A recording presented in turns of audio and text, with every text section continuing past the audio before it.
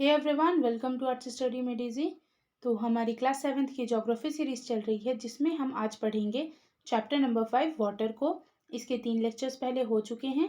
अगर आप नहीं देखे हैं तो प्लेलिस्ट का लिंक आपको डिस्क्रिप्शन में मिल जाएगा और लेक्चर्स की पीडीएफ डाउनलोड करने के लिए आपको टेलीग्राम चैनल का लिंक में दे दिया जाएगा। आप वहाँ से पीडीएफ्स डाउनलोड कर सकते हैं और इंस्टाग्राम में हमसे जुड़ने के लिए फॉलो करिए हमारा पेज आर्ट्स स्टडी में डेज़ी।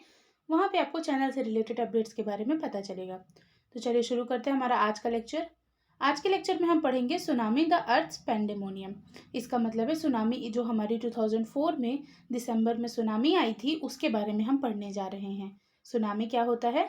तो सुनामी एक तरह की वेव्स होती हैं जिनकी हाइट 15 मीटर से ऊपर रहती है और स्पीड 700 किलोमीटर से ऊपर रहती है। ठीक, तो ये हमारी एक तरह की वेव्स होती हैं जो कि कोस्टल एरियाज को बहुत ज़्यादा डिस्ट्रक्शन कॉज करती हैं।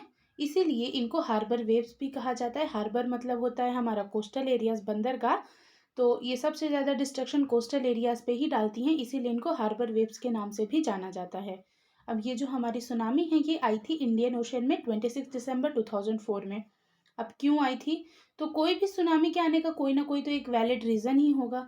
सुनामी कब आती है? जब हमारे अर्थक्वेक हो, वॉल्केनिक इरप्शन हो या फिर लैंडस्लाइड का मूवमेंट हो।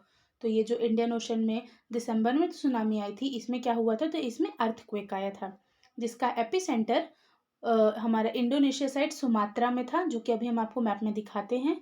तो एपिसेंटर कहाँ पे था? सुमात्रा में था। वेस्टर्न बाउंड्री सुमात्रा की थी, वहाँ पे इसका एपिसेंटर पाया गया था। और रिचर स्केल में देखें तो ये 9 था। मतलब रिचर स्केल में इसका मैग्नीट्यूड अर्थक्वेक का 9 था, जो कि बहुत हाई, बहुत ज़्यादा है, अब तक का हाईएस्ट है।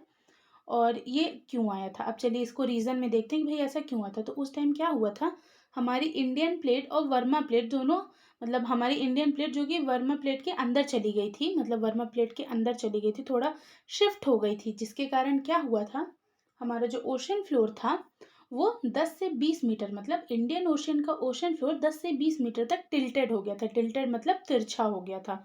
तिरछा होने के कारण क्या हुआ था, वहाँ पे स्पेस बन गया। अब जैसे थोड़ा तिरछा होगा तो वहाँ पे गैप बन जाएगा। अब गैप होने के कारण एक साइड से, मतलब ईस्टर्न साइड से, इंडियन ओशन की ईस्टर्न साइड से हमारा जो बहुत अमाउंट ऑफ वाटर, बहुत ज़्यादा पानी एकाएक उधर वेस्टर्न साइड में जाने लगा। ठीक, जिससे क्या मतलब उस गैप को भरने के लिए वाटर का मूवमेंट हुआ।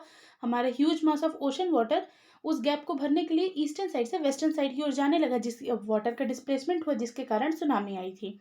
ठीक, उससे क्या हुआ, अब जैसे एकाएक उस एरिया में वाटर लेवल राइज हो गया और इधर ईस्टर्न साइड में वाटर लेवल कम हो गया, तो साउथ ईस्ट एशिया में वाटर लेवल राइज हो गया, जिसके कारण क्या हुआ, वहाँ के आसपास के जो कोस्टल एरियाज थे वो पूरी तरह डूब गए। मतलब वहाँ पे सुनामी आई। देन कुछ समय बाद क्या हुआ, मतलब कुछ समय बाद जब ये इंडियन प्लेट और वर्मा प्लेट आपस में लेवल में आ गई। ठीक, पहले इंडियन प्लेट वर्मा प्लेट के नीचे चली गई थी, बट जब ये लेवल में आ गई तो सब सिचुएशन नॉर्मल हो गई। वो जो सी फ्लोर था वो 10 से 20 मीटर टिल्टेड हुआ था, वो प्लेन हो गया। तब एकाएक वहाँ पे तो वो हो गया। अब वहाँ पे मतलब पानी ज़्यादा था बट कोई स्पेस बचा नहीं। तो और इधर हमारा ईस्टर्न साइड में साउथ ईस्ट नहीं, साउथ वेस्ट साइड में हमारे इंडियन ओशन के क्या हो गया था, ये गैप हो गया था। अब उधर साइड से, साउथ ईस्ट से हमारा वाटर एकाएक साउथ वेस्ट साइड में आने लगा। वाटर का डिस्प्लेसमेंट यहाँ भी बहुत ज़्यादा हुआ था। कुल मिला के आप समझ रहे, एक साइड से दूसरे साइड वाटर गया, देन उधर से इधर आया, तो इससे क्या होगा, उधर का एकाएक सी लेवल मतलब नीचे चला गया, बट इधर हमारे साउथ वेस्टर्न साइड में क्या हो गया, सी लेवल राइज हो गया, जिसकी वजह से सुनामी आई। ठीक, मतलब वाटर का मूवमेंट आप समझ सकते हैं। मान लीजिए एक बर्तन है, उसमें आप पानी रखिए, उसको थोड़ा आप उधर तिरछाइए तो उधर एकाएक पानी पूरा जाएगा। देन मतलब लेफ्ट साइड में तिरछाई थोड़ा टिल्ट करके उसको, तो उधर एकाएक पानी जाएगा। देन उसको आप राइट साइड में मतलब फिर उसके बाद नहीं, राइट साइड में मत करिए, बस उसको आप सीधा कर दीजिए, तो क्या होगा, वो वाटर फिर लेवल पे आने लगेगा। तो कुछ ऐसा ही उस टाइम इंडियन ओशन में हुआ था। सुनामी आई थी। अब सुनामी की स्पीड कितनी थी देख लेते हैं। तो वो थी 800 किलोमीटर्स की, जो कि 700, मतलब बहुत ज़्यादा। अगर इसको हम किसी एयरक्राफ्ट से मेज़र करें तो बता सकते हैं भाई कितनी ज़्यादा इसकी स्पीड रहेगी। इस सुनामी में क्या हुआ था, इस सुनामी में बहुत सारे आइसलैंड्स जो थे, हमारे आइलैंड वगैरह, वो बहुत सारे डूब भी गए थे। इसमें एक सबसे मेन था हमारे इंडियन ओशन का जो इंदिरा पॉइंट है, वो भी डूब गया था इसमें। Sorry for the disturbance. तो यहाँ पे क्या हुआ था, ये जो हमारी सुनामी आई थी जिसकी स्पीड 800 किलोमीटर पर आवर की थी, इसमें क्या हुआ था, इसमें बहुत सारे आइलैंड हमारे डूब गए थे। ठीक, इसका सबसे बड़ा जो हमारा अंडमान एंड निकोबार में इंडियन ओशन में, मतलब अगर हम कहें तो इंडिया का सबसे साउदर्न मोस्ट पॉइंट माना जाता है, अंडमान एंड निकोबार में लोकेटेड है इंदिरा पॉइंट। वो उस सुनामी के बाद कंप्लीटली सबमर्ज्ड हो गया था इंडियन ओशन में। ठीक, कंप्लीटली क्या हो गया, पानी में डूब गया था। As the wave moved from earthquake epicentre from Sumatra towards the Andaman island and Sri Lanka, the wavelength decreases with decreasing depth of water. अब देखिए, जब सुमात्रा साइड से एपिसेंटर हमारा अंडमान और निकोबार आइलैंड साइड शिफ्ट होने लगा था, मतलब वाटर जब हमारा इधर शिफ्ट होने लगा था south east Asia, south west Asia side जब शिफ्ट होने लगा, तो उसमें क्या हुआ था, वहाँ पे हमारा जो इंडियन ओशन है उसकी गहराई गहराई बहुत ज़्यादा है, गहराई डेप्थ बहुत ज़्यादा है, जिसके कारण एकाएक, मतलब एकाएक जो स्पीड में था, स्पीड में डिक्रीज देखने को मिला था, डिक्लाइन देखने को मिला था। कितना, तो देखिए पहले कितनी स्पीड थी, अप्रॉक्स 700 टू 900 किलोमीटर्स के बीच थी, बट जैसे जैसे वो हमारे ये अंडमान और निकोबार आइलैंड श्रीलंका की ओर बढ़ रही थी, वैसे वैसे डेप्थ के कारण इसकी स्पीड 70 किलोमीटर पर आवर की हो गई थी, जिसकी वजह से मे बी हम कह सकते हैं फिर भी थोड़ा कम इफेक्ट का इफेक्ट थोड़ा कम था उसका। और ये जो सुनामी है ये 70 किलोमीटर पर आवर की स्पीड से हमारे मतलब कोस्टल एरियाज में 3 किलोमीटर्स तक गई थी। ठीक, मतलब जो भी तमिलनाडु हो गया, आंध्र प्रदेश वाले एरियाज हैं, वहाँ पे ये 3 किलोमीटर्स अंदर तक गई थी, जिसकी वजह से 10,000 लोग मारे गए, बहुत ज़्यादा डिस्ट्रक्शन हुआ, बुरी तरह से वो एरिया मतलब बुरी तरह से प्रभावित हुआ था, डिजास्टर्स कंडीशंस हो गई थी, लोग खाने के लिए मतलब तड़पने लगे थे बहुत। अब ऑब्वियस सी बात है, कोई डिजास्टर्स हो ना, कुछ डिजास्टर टाइप का हो ना, नहीं तो उसमें बहुत सारी प्रॉब्लम्स आती हैं। अब ये यहाँ पे जो सबसे ज़्यादा वर्स्ट अफेक्टेड एरिया कौन कौन से थे, तो यहाँ पे हम देख लेते हैं, आंध्र प्रदेश, तमिलनाडु, केरला, पुडुचेरी, अंडमान एंड निकोबार आइलैंड, ये थे एरियाज जो हमारे इंडिया के बुरी तरह प्रभावित थे। ठीक, और अगर हम बात करें वेस्टर्न साउथ ईस्टर्न साइड में जो कंट्रीज थी, तो इंडोनेशिया हो गया, थाईलैंड, मलेशिया, ये वाली जो कंट्रीज थी, सुमात्रा हो गया जहाँ पे तो आया ही था ये सुनामी, वहाँ पे बहुत बुरी तरह से प्रभावित हुआ था, मतलब बहुत बुरी कंडीशन हो गई थी वहाँ पे। अब कह सकते हैं कि उस समय के हिसाब से वो ये सुनामी एक सबक थी। अब सबक क्यों थी, तो चलिए देखते हैं। तो देखिए, जो भी हमारे अर्थक्वेक्स होते हैं, ये हम पिछले लेक्चर्स में पढ़ गए हैं कि अगर हमें इनके बारे में थोड़ा पहले से जानकारी हो जाए तो हम इनको प्रिवेंट तो नहीं कर सकते, बट हाँ थोड़ा सेफ्टी मेजर्स रख सकते हैं, थोड़ा सावधान रह सकते हैं। अब ये जो हमारी सुनामी आई थी, इसमें क्या हुआ था, तो इसमें सबसे मेन बात तो ये थी कि उस टाइम पे इंडियन ओशन में कोई भी अर्ली वार्निंग, मतलब अर्ली वार्निंग सिस्टम कुछ था ही नहीं। पैसिफिक ओशन में था बट इंडियन ओशन में नहीं था। ऐसा क्यों, क्योंकि देखिए पैसिफिक ओशन जो है हमारा, वहाँ पे ज़्यादा मूवमेंट वगैरह होते हैं। यहाँ मतलब अगर हम कहें तो हमारा जो इंडियन ओशन है, वहाँ पे सेस्मिक एक्टिविटी ज़्यादा नहीं होती थी। ठीक, जिसके कारण वहाँ पे ये अर्ली वार्निंग सिस्टम नहीं लगाया गया। सेस्मिक एक्टिविटी मतलब मूवमेंट वगैरह, वो शिप्स, तो सेस्मिक एक्टिविटी ज़्यादा नहीं होती थी इंडियन ओशन में अगर हम कंपेयर करें पैसिफिक ओशन के मुकाबले, इसीलिए वहाँ पे अर्ली वार्निंग सिस्टम नहीं लगाया गया था।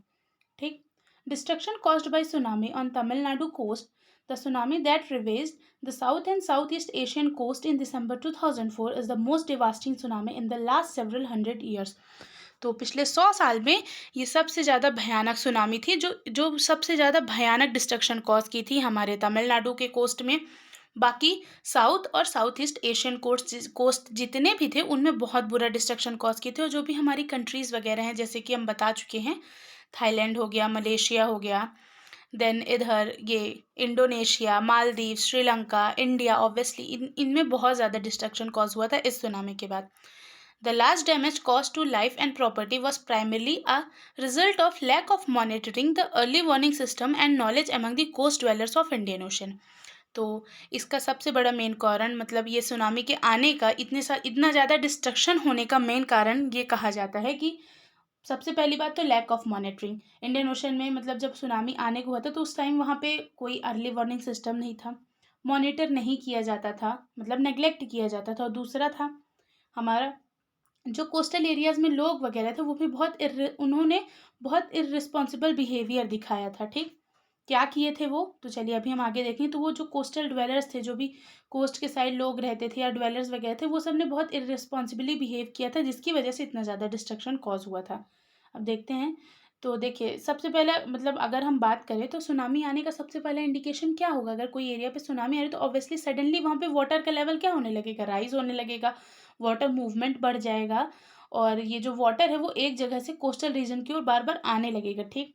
तो जब ऐसा हमारे इंडियन साइड के कोस्ट में होने लगा, मतलब जब ऐसा होने लगा तो क्या हुआ, आसपास के लोग इकट्ठा हो गए ये देखने के लिए, मतलब भीड़ इकट्ठा हो गई तमाशा देखने के लिए कि समुद्र में जादू चल रहा है, ठीक। मतलब उनको क्या करना चाहिए, तो उनको वहाँ से दूर भागना चाहिए था, मतलब या तो किसी को इन्फॉर्म करते कि भाई ऐसा ऐसा हो रहा है, गवर्नमेंट को इन्फॉर्म करने की कोशिश करते, वो ना करके बल्कि लोग वहाँ पे तमाशा देख रहे थे। अब वहाँ पे बहुत बड़ी भीड़ इकट्ठा हो गई थी। ये भी एक रीज़न था कि मतलब सबसे ज़्यादा कैजुअलिटीज़ उस एरिया से आई, क्योंकि बहुत ज़्यादा भीड़ हो गई थी, बहुत ज़्यादा लोग थे। जब सुनामी स्ट्राइक की तो बहुत ज़्यादा कैजुअलिटी भी मिली, बहुत ज़्यादा लोग इफ़ेक्ट हुए। कह सकते हैं कि ये बेवकूफ़ी का भी, मतलब इसमें बेवकूफ़ी भी करे लोग, जिसकी वजह से ज़्यादा कैजुअलिटी आई, ज़्यादा डिस्ट्रक्शन कॉज हुआ। बाकी सबसे बड़ा मेन रीज़न यही था कि वहाँ पे कोई अर्ली वार्निंग सिस्टम नहीं लगाया गया था इंडियन ओशन में। ये कुछ फ़ोटोज़ हैं जिसमें ये बता रहे कि भाई डिस्ट्रक्शन क्या क्या हुआ था। अच्छा, ये अभी आपको वो मैप में दिखा देते हैं एक बार सारी लोकेशन, एक मिनट, चलिए देखते हैं, ठीक। तो देखिए ये हमारा इंडिया, ठीक। देन इधर को अगर हम थोड़ा जूम करें तो यहाँ पे आपको दिख रहा होगा, यहाँ पे ये है वाला जो रीजन है, ये है हमारा वेस्टर्न सुमात्रा, ठीक। एक मिनट, तो देखिए इस वाले रीजन पे हमारा अर्थक्वेक स्ट्राइक किया था, ठीक। मतलब यहाँ पे इंडियन ओशन है, यहाँ पे अर्थक्वेक स्ट्राइक किया था, ठीक, वेस्टर्न सुमात्रा में। देन उसके बाद वाटर का मूवमेंट हुआ, फिर क्या हुआ, तो फिर देखते हैं एक बार, फिर ये जो मतलब वेस्टर्न सुमात्रा हो गया, देन ये सिंगापुर, मलेशिया, इंडोनेशिया, ये कंबोडिया, थाईलैंड, कंबोडिया नहीं थाईलैंड हो गया, इधर के एरियाज बहुत बुरी तरह से प्रभावित हुए थे, ठीक। इधर हमारा, एक मिनट, ये हमारा श्रीलंका है, बे ऑफ बंगाल है, यहाँ पे थोड़ा और जूम करें तो ये है हमारा तमिलनाडु वाला इलाका है, तमिलनाडु, आंध्र प्रदेश, केरला, इधर के एरिया में भी बहुत ज़्यादा डिस्ट्रक्शन कॉज हुआ था। ओवरऑल ये सुमात्रा जो है ये एपी सेंटर था अर्थक्वेक का, ठीक। चलिए अब हम चलते अपनी स्लाइड्स। तो हम अभी मैप में देख के आए हैं लोकेशन सुमात्रा की, वेस्टर्न सुमात्रा की, जो एपी सेंटर था। देन उधर से हमारा वाटर शिफ्ट हुआ था इधर, ठीक, साउथ वेस्ट साइड में, साउथ ईस्ट से। तो आज हमने पढ़ा सुनामी के बारे में, एक केस स्टडी की जो हमारे एनसीईआरटी में थी। इसके आगे हम नेक्स्ट लेक्चर में डिस्कस करेंगे। Thank you for watching and stay tuned with